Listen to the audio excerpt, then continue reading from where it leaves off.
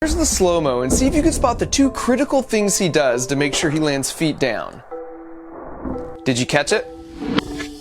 Right. This is a bird feeder, and everything to my left is my attempt at making it squirrel-proof. If they want the bird seed, they will first need to pass through what is basically an 8-part Ninja Warrior obstacle course for squirrels. This course is extremely challenging. It is not for the timid of heart. But out of the gate, I will admit that in hindsight, that I completely underestimated my adversary. For starters, here's where I've placed their favorite bird feeder, at the end of the course. And to sweeten the deal, right below that, there's a trap door. And if they step here, it releases a butt ton of walnuts and unfurls some celebratory banners. Why walnuts? I'm glad you asked. I'm using walnuts because over the course of a week, I put out a buffet of 7 different nuts and seeds. And all 4 times I repeated the experiment, walnuts were always the one they ate first. What's great about placing this here is it levels the playing field, as the birds can fly up and get as much food as they want anytime they need it. The squirrels, however, will have to work for it, because the only way to make it to this platform is if they work their way through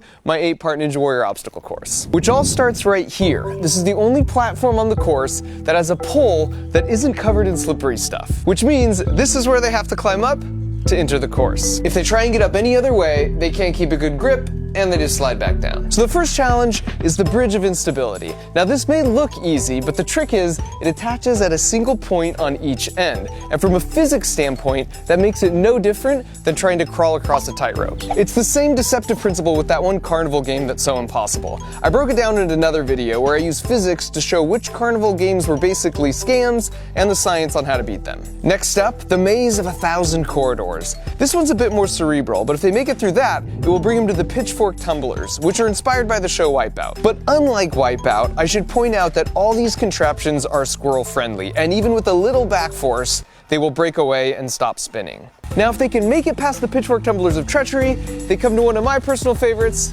the home wrecker.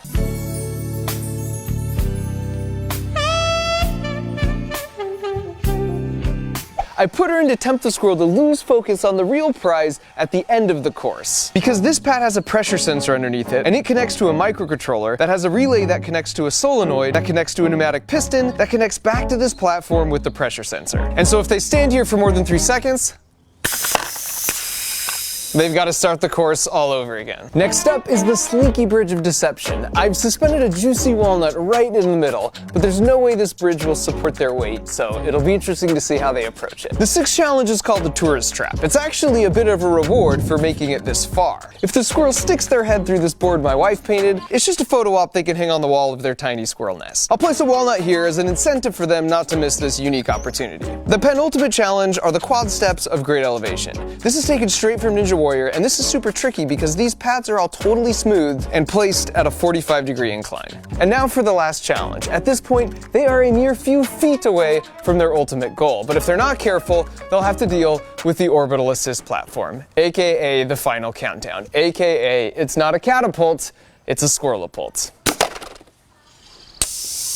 Which means they now have to go back and start all the way over from the beginning. Now, if they want to avoid that fate, they just need to stand on this pad for less than 3 seconds. But once again, I've placed a diversion here. This one projects an optical illusion of anything you place in the bottom of this dish. It's actually super trippy and looks even more impressive in real life because the projected image is 3D. They're like $9 on Amazon, and I put a link that explains the juicy physics of how they work in the video description. Now, with regards to squirrel safety, I know I seem to have this reputation of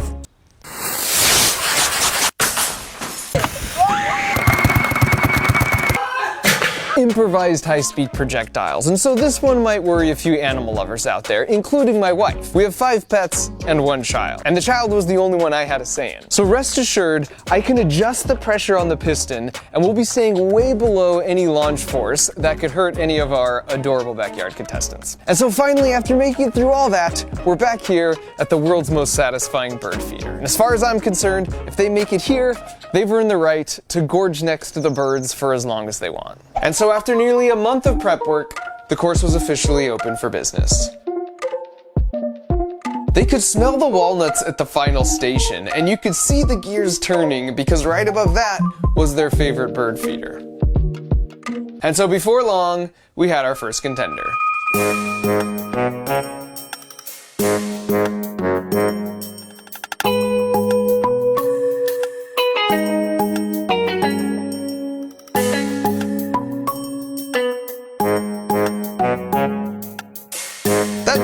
exactly go as planned, so Rick decides to regroup. So he hops back on, and he's actually doing better than his first attempt. Just barely. This is the best because he's like, okay, I got this. Never mind. Well, maybe no, I definitely don't. And this was the exact moment I realized I just might be outmatched here.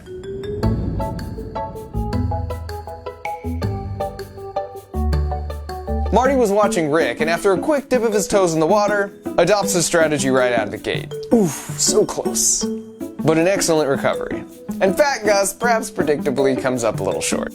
Which brings us to the Maze of 1,000 Corridors, which, to be honest, they mastered this one pretty quickly.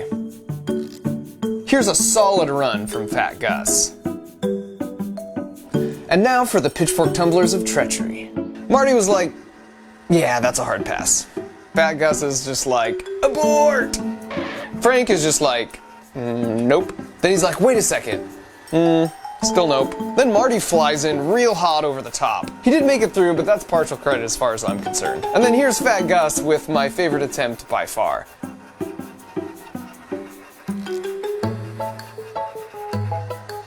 And then Frank shows no fear, which helps him pull off this near-flawless run. And finally, Smart Rick surgically weaves his way through, essentially untouched. You could see Rick is instinctively suspicious of this gold digger, and only for a brief moment puts his full weight on the platform. I told you he was smart. His buddy Marty, on the other hand...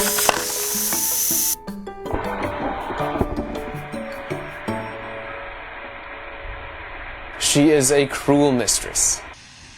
And because I know my wife is going to ask me, no, this will not hurt the squirrel for 2 reasons. Number 1, they are amazing like cats and always land on their feet. And 2, they themselves were jumping from this height all the time, and in some cases, much higher. In fact, squirrels are one of the few mammals that can survive a fall from any height because they make their terminal velocity so low. You can see it right here. They make their body as flat as possible, then put their tail back to increase drag. They basically become their own parachute. And then right before they land, they pull in and fully extend their arms and legs to act as shock-absorbing landing gear. This is so cool. Now back to the course where even Smart Rick eventually lets his guard down, which is exactly when she strikes. But just like all the other obstacles so far, after a day or 2, they'd mastered it. In this case, even disregarding her offering of a fresh walnut. Now on to the Slinky Bridge of Deception, and this was the sleeper obstacle in my book. That is not a large gap, which they can easily jump, but having the Slinky there just threw them off somehow. You can see how much Frank is struggling here, and he's the brave one. And Rick only jumps when Marty shows up for emotional support. But like all the obstacles so far, after a day or 2, they'd mastered it. Now on to our third to last obstacle, the tourist trap. And this one was just a freaking delight. A little peanut butter really did the trick here.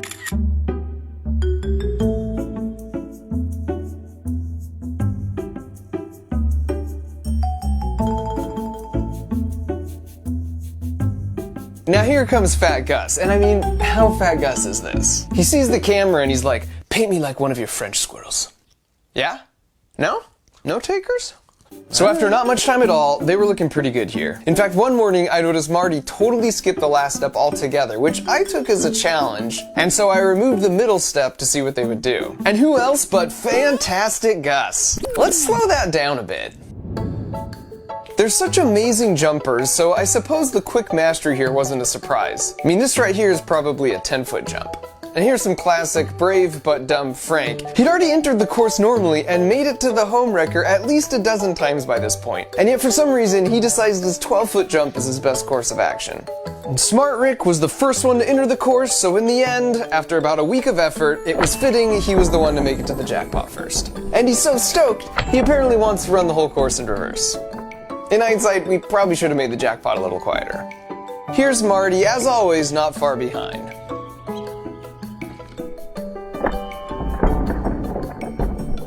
He's also a bit flighty, as you know, which worked against him here because down below Fantastic Gus, ever the opportunist, comes through with a real stroke of brilliance.